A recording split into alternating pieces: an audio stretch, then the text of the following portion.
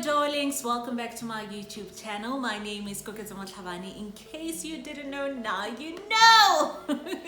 My favorite line to say right here on this channel, my second favorite line.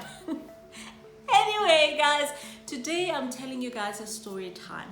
Okay, this is a story time. Today I'm telling you guys a story of how I got abducted, held at gunpoint, and mind you, this day I just had buried my cousin, so I was really not okay. And yeah, let's get into that.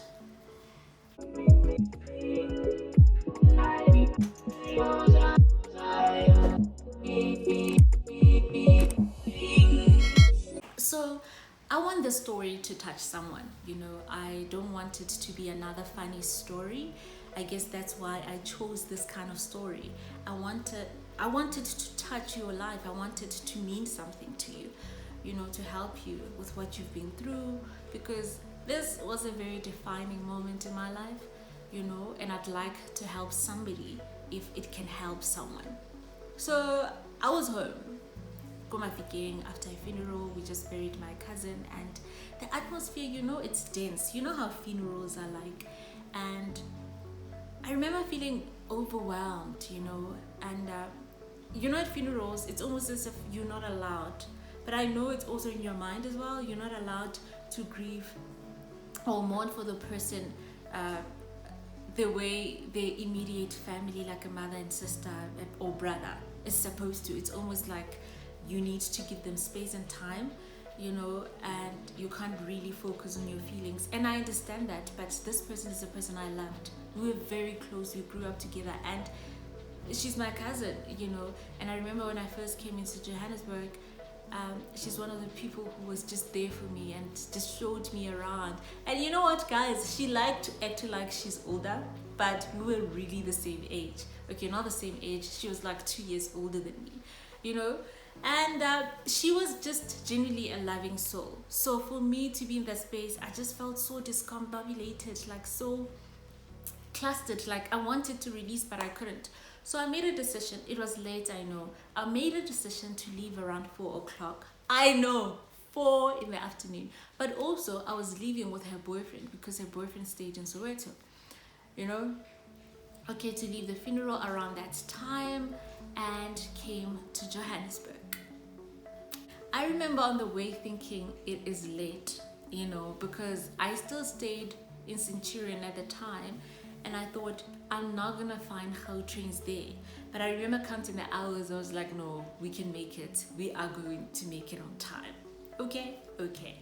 And then he was like, okay, I'll drop you at South Gate, and you'll take a taxi there or an Uber or whatever, get to the Gautrain station and go home. And I was like, okay, cool. We get to Johannesburg, Southgate. He drops me and he leaves. I don't have his number. He's not my boyfriend. He's my cousin's boyfriend, you know. And I don't like being friends with my friends or my cousin's boyfriends. It's really weird. I don't like that. I don't like having their number. He drops me, he leaves. Okay, sharp. I walk to the taxi rank. There are no taxis, guys, at this time, and it's only 7 o'clock. I don't get it, because I'm thinking this is Johannesburg. There's always taxis. Sharp. I am trying my Uber. My Uber is not working. Hey, man, what is going on?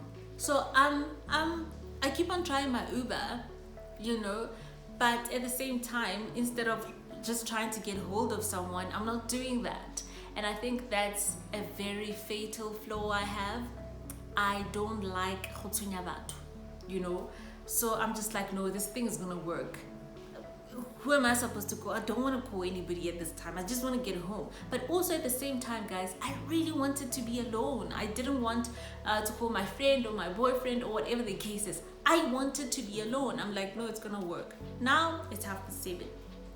It's 8. So it's winter, guys, and you know that during winter the sun sets very quickly. So I can see the sun setting, and I was standing by the garage, just by at Southgate, you know, just by the mall. I think it's a BP, I'm not sure. Standing there, And I'm thinking, what am I going to do? So cars, you know how I mean, cars have been passing, they've been trying to get at me. Hey, you look so good. No, but I was not interested. I was not about that game, you know. So eventually, after standing there for a very long time, it's late. I am just like to myself, it's late. Just for this once, let your guard down. Let somebody help you. And I remember arguing with myself saying, hey, but this person is a stranger. You cannot do that. You cannot get into a stranger's car. I didn't want to get into anybody's car. But also, I really wanted to be alone, guys. I really felt discombobulated. I really felt like I wanted to be alone. You know, I didn't want to speak to anybody. I didn't want to bother anybody. I really just wanted to get home and be alone in my home. Shabo. So the sun is setting. So eventually somebody stops and I tell myself, okay, I think I need to get into this car. If I don't get into this car, the Gautrain is going to leave me. Seriously, the Gautrain is going to go and I won't have a way to get home. That's going to be worse. You know, arguing with my mind, going back and forth, and I was like, get in there. For once in your life, let somebody help you. I know, the worst decision of my life. I get into the car. I don't remember what car was it. I remember the color though, it was red. You know, I think it was a Golf or whatever. Yeah, it was a Golf. Okay, sharp. I get into this car, we drive off. This guy is very friendly. Guys, he was a friendly gentleman. And I remember thinking, I can trust this guy. There's nothing wrong with this guy, you know. I get into this car, he's very friendly, we're conversating, but yet at the same time, I'm conversating because I understand that now I'm in his car. You know, my need to be alone at this point, I need to distance myself from that idea. So we're conversating, he's a really nice person, you know. Okay, Shabo, we drive into Johannesburg. Okay, as we're driving, all of a sudden, I'm thinking, man, I don't recognize this route. Where are we going? You know? So it's dark now. And we're driving. As we're driving, we're approaching the woods. And I remember my heart beating so fast. And he stops talking.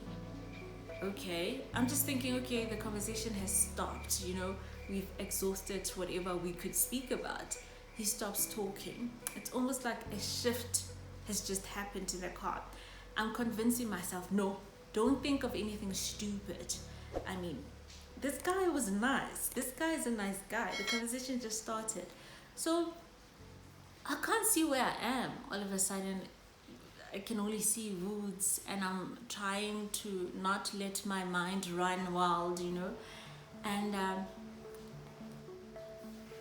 sorry, I think I need to take two.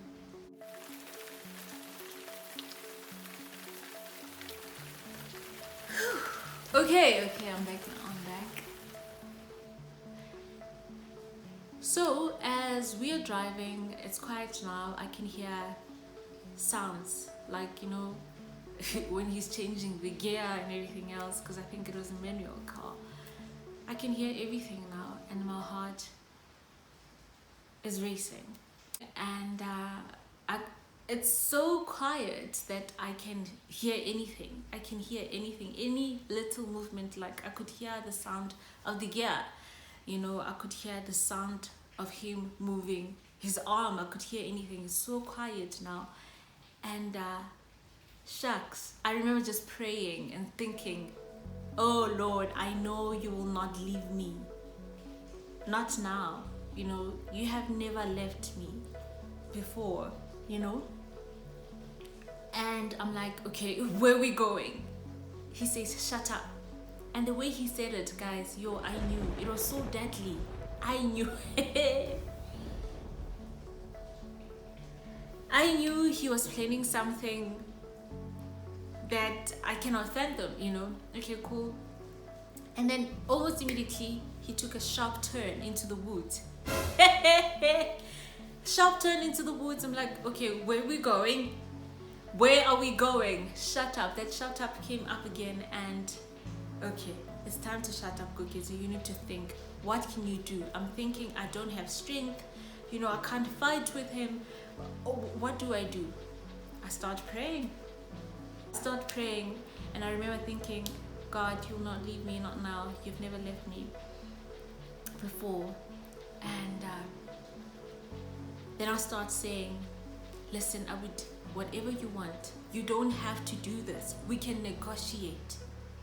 I was willing to do anything, but as long as don't rape me, don't take it by force, don't do anything I don't want you to do, you know. I was like, we can negotiate, you know.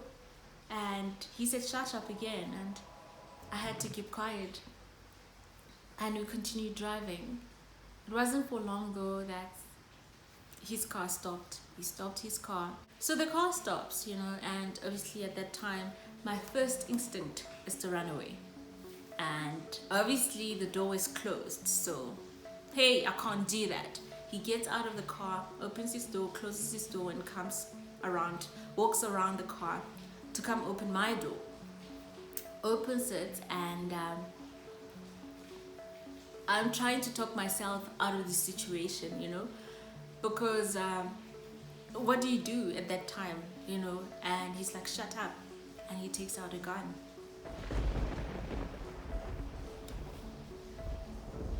And that was it for me. I knew I can't say anything anymore, you know, because I don't know what's going on. I don't know what his plan is or what he's gonna do. But at this time, I know it's either he's gonna kill me, but that's what I was thinking, you know, he's gonna kill me, he's gonna rape me and kill me and leave me there, you know. I had to keep quiet and try not to get him upset more or whatever the case is. So gunpoint, I get out of the car and we start to walk, you know. So as we're walking, guys, there's nothing like this, you know, when there's nothing in the air, you can feel the silence, his breath, you can feel his breath, the silence, your footsteps, you can hear your footsteps. That's what was happening. And I could feel this gun right here, you know. And I knew, and I thought I was gonna die. I thought I am dead, you know. Chapo, as we are walking, something happens. I don't know what, but his boot was still open. So something happens. I don't know what. He looks back at his boot that was still open, and he says shit, you know. After he says shit, he walks towards the boot. You know, I'm telling you guys, that was just God, because I don't know what was happening at that moment. And as he walks, he's still pointing the gun at me. So as he walks to the car, to his boot, there, I started to run. You know, and I was wearing heels. I started to run with heels. Then I realized, no, you have to take your heels off. I took my heels off and I started to run. But it's not occurring to me that, you know what, let go of your bags. Just run for your life. No, guys, I am running with these two bags, and now I have shoes. I'm carrying shoes as well. I am running. Guys, I ran for my life. I did not look back. I ran. Okay, cool. Then I come across a river. I can't swim. I can't swim. I can't swim. So I look right, I look left to see where this river starts. But I know that even though I wanted to go around, if I could, I can't, because this man is coming, you know. And this river, guys, is low down. It's almost as if it's being dug in, like, oh, you know, when you dug a hole and then there's a river, you know, but there's a lot of water as well. It's wide as well. It's not like it's a stream, it's a river. It's wide as well, but it goes all the way down. Hey, guys. Hey. I was like, he's not gonna kill me. I'd rather die in water, but I will not die in water. I told myself that day that I will learn to swim today. Shapo, I throw myself in the river, but I don't throw myself like this, like as if I know how to swim, you know. I slide, because remember I told you, it's almost as if it was dark, so it was going down. You need to go down to get into the river. I slide myself down there. I throw myself with my bum like this, and I slide in. and then boom, in the water. So when I get into the water, luckily guys, the water was just about knee length, you know, and I started running in the water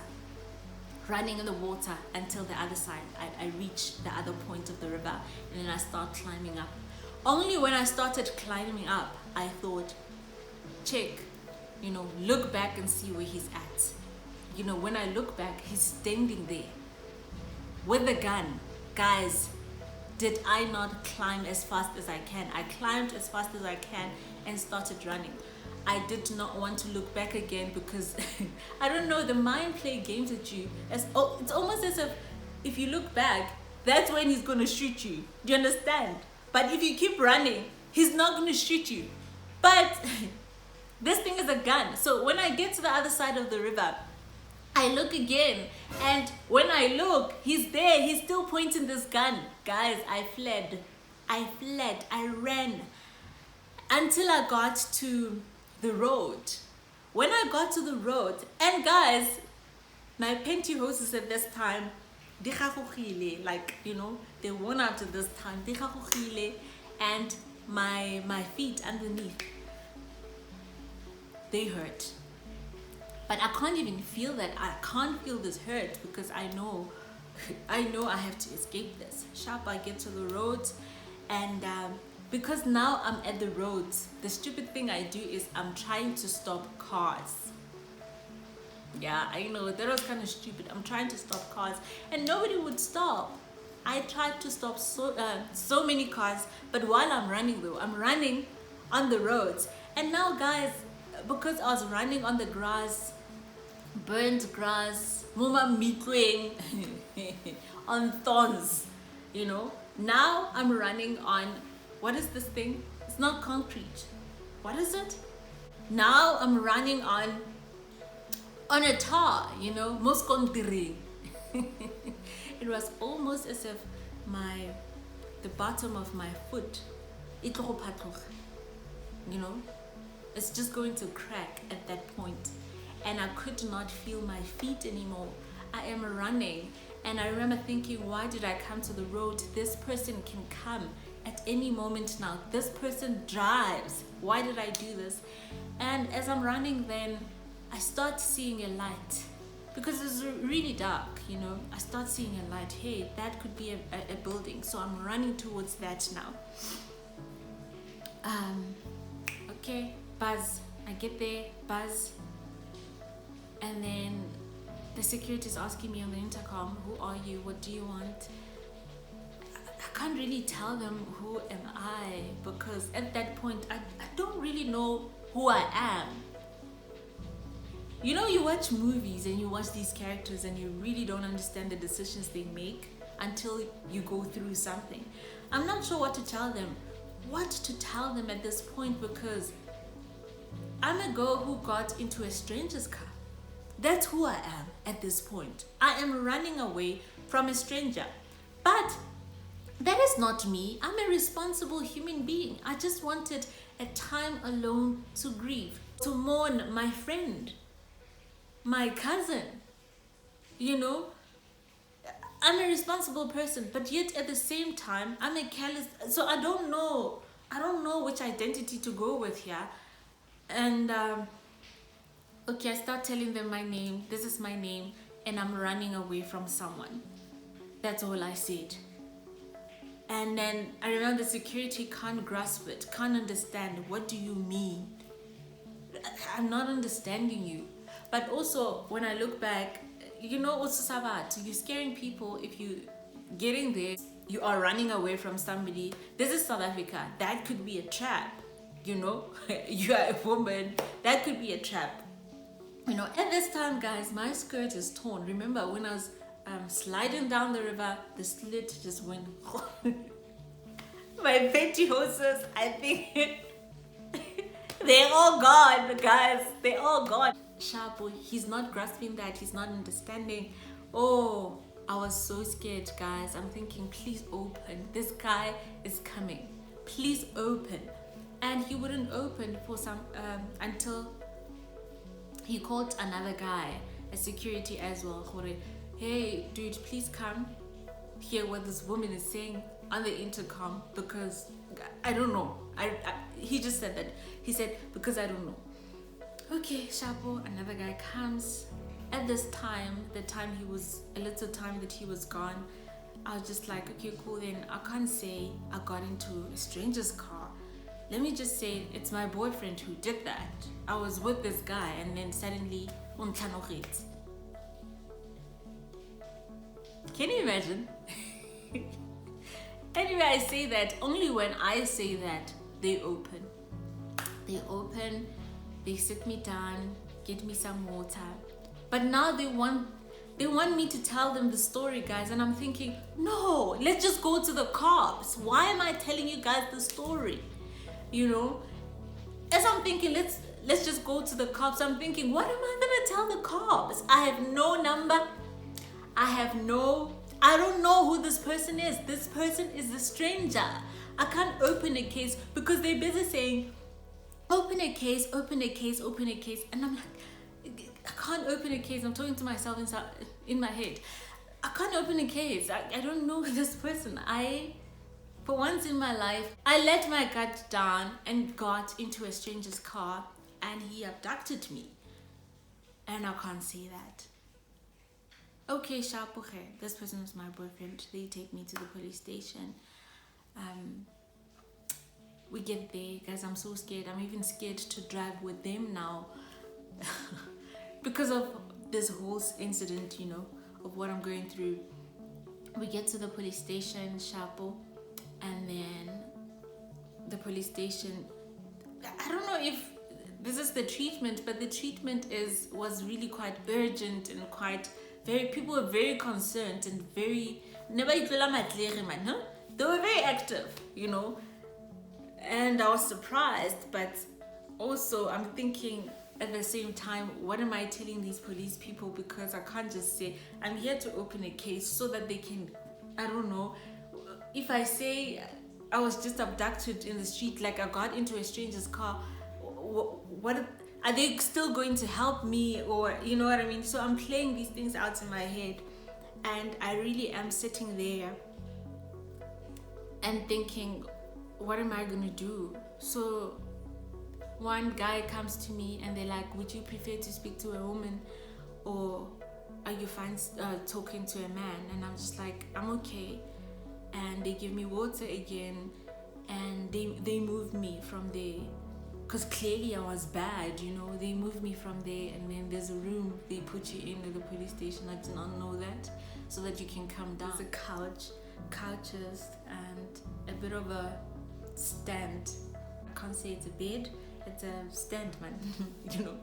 So and then a police lady came in and she was like, I'm not going to rush this process and I'm not going to claim to understand what you've been through, but just take time and I'll come in a few minutes. I remember just sitting there and my mind could not process anything. And guys, mind you, as I was running, I was not even crying. I cry about everything. Okay, not about everything, but I'm a cry baby. When I'm going through something and it requires me to cry, I cry. I could not cry on that day, but you know when you're feeling pain on your skin, I don't know if you understand what I'm saying. I was under so much pain, but I could not cry. For the first time, I could not cry. Even at that moment when I was sitting there, I could feel these overwhelming emotions and pain, but I did not know how to direct it, you know. And it was almost as if I'm operating with autopilot. I am not in my own body, you know. And yeah, sitting there, and she said, there's a bathroom and a shower there. You can just go change. If you want to take a shower, you can take a shower. Of course, I did not take a shower. I went in there. She went out of the room altogether. I went in the shower. I went into the bathroom. I took my torn, what are these? Stockings out, you know. I wiped the mud. And amazingly, guys, I do not have scars or anything from that day and say, okay, this happened on that particular day. I don't have scars. I don't have any cuts. anything altogether. That was just God, guys. Whoever saved me, I feel like God saved me from that situation, because I'm not a fast runner. How did I escape a man with a gun on my head? It makes no sense. So I was there cleaning up, taking off the mud, taking off everything. I don't have any cuts. I'm looking for those as well. I can't find those, but I'm still very, very much in autopilot mode, you know. And I come out, I take off the skirt. I had a bag, and I don't know what I wore, or I kept the skirt on. I don't know, but yeah, tied it up. I get back into the room, and after a few minutes, that lady comes in. Okay, the police lady comes in, and she's asking me questions, obviously, and I can't answer any because of the state I'm in. And also I'm thinking, I don't want to lie, you know. I don't want to lie. I don't want to say my boyfriend did this to me, because he didn't, you know. I really just wanted to get away, you know. And she's like, I can see you're not okay. Is there somebody somebody we can call? Would you like to open a case? I can't say anything to that, you know. Is there somebody you can call? When she says that, I'm thinking, what do I say to these people? You know, I can call my uncle, I can call my sister, I can call my friend, I can call anybody, you know. But what do I say to them? How did I get here? What do I say? I'm gonna have to explain this, but also at the same time, my brain cannot process the whole situation, you know. I don't know what's happening entirely, you know. And I can't say a stranger did this to me, because I was reckless. I did this to myself, you know. So I really don't know, guys. I'm sitting there, and again, I don't know what to do, you know. And that was very stupid of me, to be quite honest. So she leaves me alone. And guys, everybody was so understanding. She was understanding as well, it's really weird, you know. So after a few minutes, I give them my boyfriend number. So my thought process is, at least it's my boyfriend. He's not family, you know. I don't have to explain myself that much to them. And a whole lot. Sharpo, they call him, and 30 to 45 minutes later, he's there. He picks me up. So when they call the person, obviously they don't explain what happened. And I thought they do, you know. So his first question is, what happened? Why am I getting called by the police? Your phone is not working. What is going on? I was really worried, you know. Still at that point, guys, I can't say anything. I cannot process anything that just happened. And also me not saying anything and only thinking, it was not that also I don't want to say anything. I don't know what to say. You know, I don't know what to say, because I don't know, genuinely, I don't know what just happened. I think he was just thinking, it's because of my cousin's absence at the funeral, you know, and that's how I'm mourning, I suppose. Get into the car. I don't remember saying anything in the car until I got home, you know. And I remember that bag stayed there for weeks. I never unpacked that bag until I don't know when. It stayed there for weeks, and I couldn't bring myself to unpack it. That night, it was almost like I'm operating on autopilot still, because an outside body experience. I could not feel my own body. I did not sleep. And yeah, guys. Anyway, let me just finish the story here. Thank you so much for watching. Don't get into a stranger's car. If you have something like that happen to you, please deal with it. I never really told anybody the story except my boyfriend, and I just could not speak about it, and for the longest time I could not process it. Like, I didn't share a tear, you know. I didn't shed a tear for the longest time. Like, it was just a memory in my head. So I'm sharing the story, I'm sharing the story to say, you know what, I know a lot of people go through a lot of stuff. It's okay, you know, just deal with it, and don't leave trauma packed up. Deal with the situation. And I'm glad I could share this again with you guys and say, hey, Don't get into a stranger's car. Listen when your parents say to you, don't get into a stranger's car. Thank you so much for watching, guys.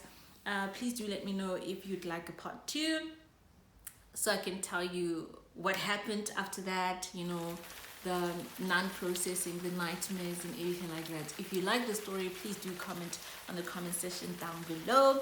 I'm excited. I'm glad I could share this with you. I'm repeating myself now. This means that I have to go. Please subscribe if you haven't. Bye now.